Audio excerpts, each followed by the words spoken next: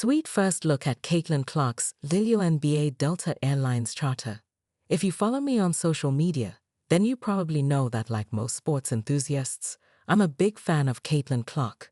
Thanks to her record-breaking season at Iowa, the now #1 draft pick is making a name in the WNBA, and she hasn't even played her first official game of the season yet.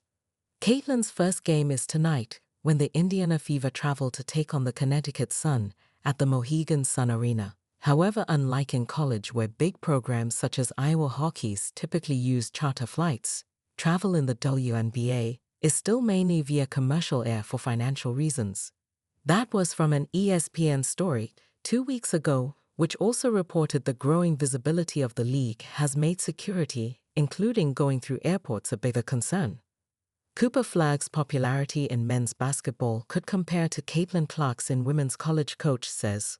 Cooper Flagg recently admitted that he may actually stay at Duke, despite being the projected #1 pick in this year's NBA draft.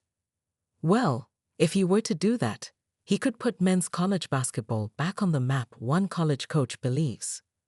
The 2024 March Madness tournament was the first time the women outrated the men, largely in part to Caitlin Clark's Iowa Hokies, making another run to the women's NCAA title game. Yet as far as the men's game goes with NIL, transfers, and one-and-dones, it's easy to see why the men's game hasn't stuck with viewers. But that could change if Flagg stayed in Durham, Illinois, coach Brad Underwood said. Cooper DeJean opens up about Caitlin Clark's message after Eagles' Super Bowl win.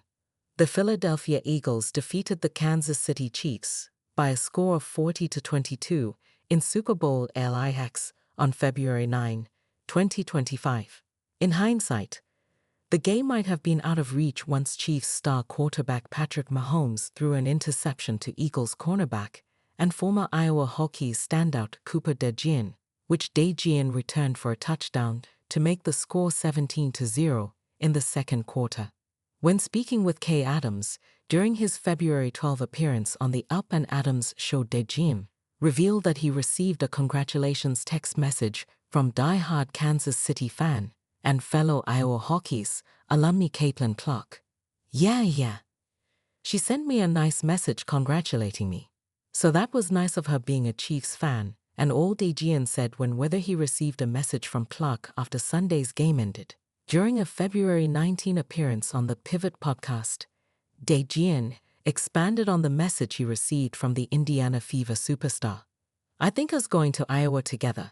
She was just saying that she was proud of me," DeJean said, congratulating me. "Not only that I scored a touchdown, but winning the biggest game in football in my first year. I appreciate her for that, sending that message even though she's a Chiefs fan," DeJean added. And she claimed that she was cheering for them throughout the game. But it was cool to get that message from her. While giving him his well-deserved flowers, Clark clearly couldn't help but admit to DeJean that she was rooting against his team during the big game.